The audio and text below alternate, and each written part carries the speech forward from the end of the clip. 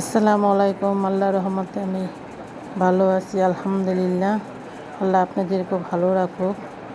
আমি আজকে ঘরে টুকিটাকি কাজ করব আর আপনাদের সাথে একটু শেয়ার করব। প্লিজ আমার ভিডিওটা কেউ চালু করে থাকলে স্কিপ করবেন না, একটা লাইক দিয়ে কন্টিনিউ করবেন। আমি এখন সোফাটি সুন্দর করে ঝেড়ে ফেলবো। সকালে সকালে আমি সোফাটা আর বাইন্দাটা পরিষ্কার করে ফেলবো। একটু একটু করে কাজটি করে ফেলবো আর প্রতিদিনকার একই কাজ একটু একটু করে করি আর আপনাদের সাথে একটু শেয়ার করি।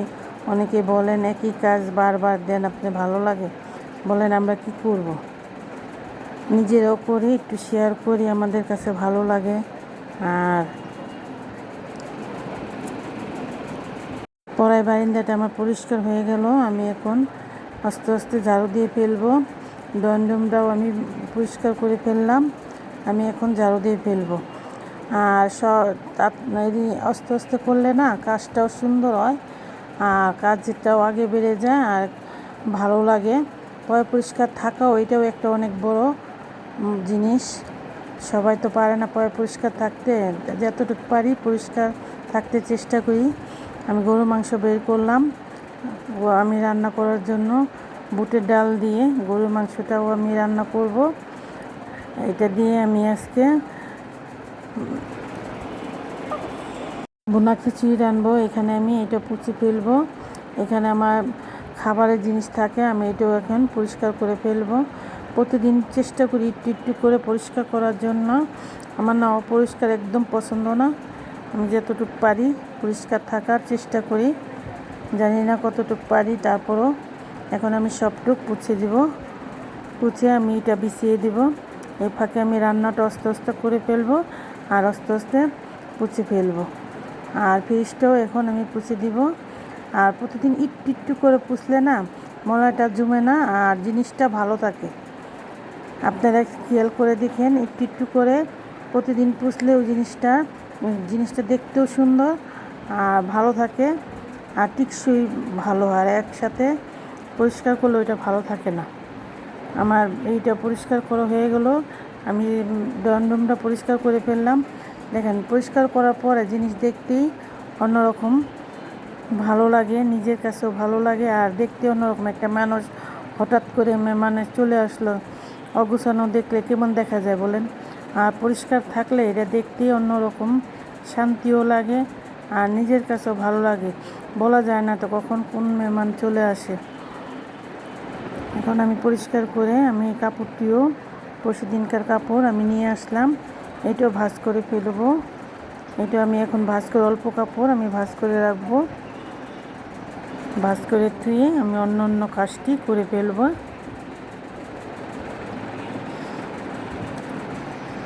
অল্প অল্প করে না কাজ লাগিয়ে সংসারের কাজ অনেক দেখা যায় না, চোখে দেখা যায় না।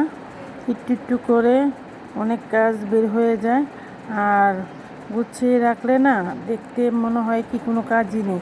একদম গুছানোটাও অনেক বড় জিনিস আর গুছিয়ে রাখলে জায়গাও কম লাগে আর জিনিস দেখতেও ভালো লাগে আর সব জিনিসের একটা সৌন্দর্য আছে। আমি এখন আমার ঘরে ড্রেসিং টেবিলটাও করে ফেলবো, এলোমেলো হয়ে রয়েছে, এটা পরিষ্কার করে দিব। আমি একবার ঘরে কাজ করে আমি এইটা চড়ে ভিজেতে আসছি, ঘরে কাজ করে আমি রান্না করতে চলে যাব। গরুর মাংসটা চড়িয়ে দিলাম, এটা দিয়ে আমি ভুনা খিচুড়ি রানবো দুপুরের জন্য। আমার ছেলে মেয়ে খাবে ভুনা খিচুড়ি আর 2টা আলু সিদ্ধ করে নিলাম মাংসর লগে। এটা আমি ভর্তা বানাবো। কুরবানির মাংস দিয়ে আমরা আজকে দুপুরকে ভুনা খিচুড়ি খাবো। গরুর মাংস দিয়ে না ভুনা খিচুড়িটা বুটের ডাল দিয়ে রান্না করলে খুবই টেস্ট এবং খেতেও অনেক ভালো লাগে। সব জিনিস ট্রাই করা উচিত। আমি পেঁয়াজটিও ছিলে নিলাম এরা খিচুড়ির জন্য। আর দেখেন আমার খিচুড়িটা কত সুন্দর দেখা যাচ্ছে, একদম ঝরঝরা হয়েছে আর অন্যরকম একটা ঘ্রাণ বের হয়েছে। এখনই কত সুন্দর দেখা যাচ্ছে, খেতে কেমন হবে জানি না, আমার খুবই সুন্দর আছে কালারটা। এটা আজকে আমাদের দুপুরে খাবার, আমরা এই দুপুরে এই খিচুড়িটা খাবো। আর যে আলুটা সেদ্ধ দিয়েছিলাম, এই আলুটা ভর্তা বানালাম, আর একটা ডিম ভর্তা বানালাম আমার জন্য। আমি আবার ভর্তা ছাড়া খেতে ভালো লাগে না, এই জন্য এটাও বানিয়ে নিলাম। কি গরম পড়ছে! গরমে মানুষের অনেক দৈনন্দিন জীবন এত কষ্ট হয়ে যাচ্ছে। আল্লাহ আমাদের আযাব আমাদেরই দিচ্ছে, তারপরও আমরা আল্লাহর নিয়ামত এত ভোগ করেও শুকরিয়া আদায় করি না। আল্লাহর কোনো দোষ নেই, এটা আমাদেরই দোষ। তারপরও চেষ্টা করতে হবে যতটুকু আল্লাহর প্রতি থাকা যায়, চেষ্টা করতে দোষ নেই। দুনিয়ার কাজ তো করতেই হবে, দুনিয়ারটাও করতে হবে, আখিরাতেরটাও করতে হবে। আমরা যতটুকু পারবো নিজের আমল ঠিক করে নিব।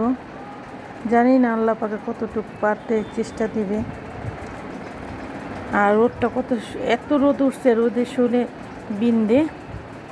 আর আমি আজকে আমার বাগানের মানিকগঞ্জের কিছু ভিডিও আপনাদের সাথে শেয়ার করব। আমার আম্মা আব্বা ওখানে গিয়েছে। এটা আমার বাগানের একটা জঙ্গল হয়ে ভরে গেছে, যাবো পরে, একদিন পরে আমি এটা সাফ করব।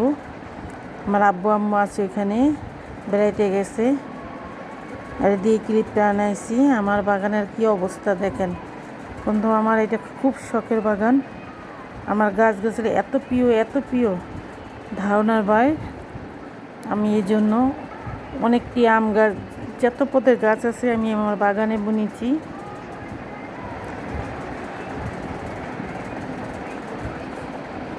আর এইবার এত আম হয়েছে, অনেকটি আম হয়েছে। এই যে এটা না ভুট্টার ক্ষেত ছিল, ক্ষেতে ভুট্টা ছিঁড়ে কেটে নিয়ে গেছে। দেখেন আমার বোনের মেয়ে শাক টুকাচ্ছে, ছোট বাচ্চা শাক টুকাচ্ছে। এখানে এই যে শস্যার ক্ষেত চাষ করেছে, এই ক্ষেতে শস্য বুনো হবে, শস্যটা বুনবে। এখন মাটি সুন্দর করে আবাদ করে নিচ্ছে। এটা আমার বাগানের পিছন ছাদ, এটা আমার বাগানের পিছন সাইড। এবার প্রচুর আম হয়েছে। ওই যে আমার এর ভিতরে দিয়েছি না, এই গাছের আম, আমার গাছের আমি এই বাগানের আম প্রচুর হয়েছে।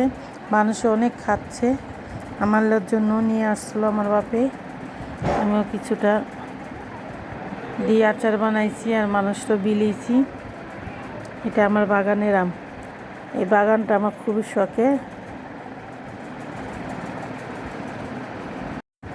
ঘাস হয়ে একদম বাগানটা তলিয়ে গেছে। এটা আমি এই তো আর 2-3 দিন পরে আমি যাব মানিকগঞ্জ, যে পরিষ্কার করতে মানুষ রেখে দিব। এখন একদম জঙ্গলের মতন হয়ে গেছে, এটা পরিষ্কার করব। এই যে খেজুর গাছে খেজুর এত মিষ্টি, আর খেজুরের রসটা, এই খেজুরের রস খুবই মিষ্টি। এটাই গাছটা আমি খেজুর গাছ 3টা একাই হয়েছে। নাইকেল গাছের এখনও নাইকেল আসেনি, আসবে। আর কি জঙ্গল হয়ে গেছে দেখছেন, কি অবস্থা, একদম জঙ্গলের মতন হয়ে গেছে। এই যে আমি পরিষ্কার করাবো, এই জন্য আমি ক্লিপটা আনলাম, আপনাদের সাথে একটু শেয়ার করলাম। আমি যাবো আর 4-5 দিন পরে। এটা আমারই বাগান। আর পেঁপে গেছে না, পেঁপে হয় না, পেঁপে হইলেও পোলাপান একদম খেয়ে ফেলে। ভিটা তো ভারী, ভিটা না, মানুষজন থাকে না, যার যেতে মন চায় ছিঁড়ে নিয়ে যায়। আর আমরা তো এখানে থাকি না, তার জন্য আরও সুযোগ পেয়ে যায়, যার যেভাবে মন চায় নিয়ে নেয়। এটা হলো মরিচ ক্ষেত, দেখেন কিভাবে মরিচ হয়েছে। এই মরিচই বিক্রি করবে, কাঁচাটাও বিক্রি করবে, শুকনো মরিচও বানাবে। আর মরিচের আবাদ এবার অনেক ভালো।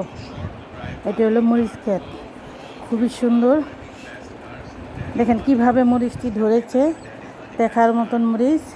এটা মানিকগঞ্জ। এই মরিচটি এরকম চিকন চিকন হয়, এত ঝাল, অনেক ঝাল হয় মরিচ, কালো কালো হয়, আর মরিচটি খুবই ভালো হয় আর খেতে না খুবই টেস্ট। আর নিজের হাতে লাগানো জিনিসটা আরও ভালো লাগে। দেখেন কি সুন্দর খেতে।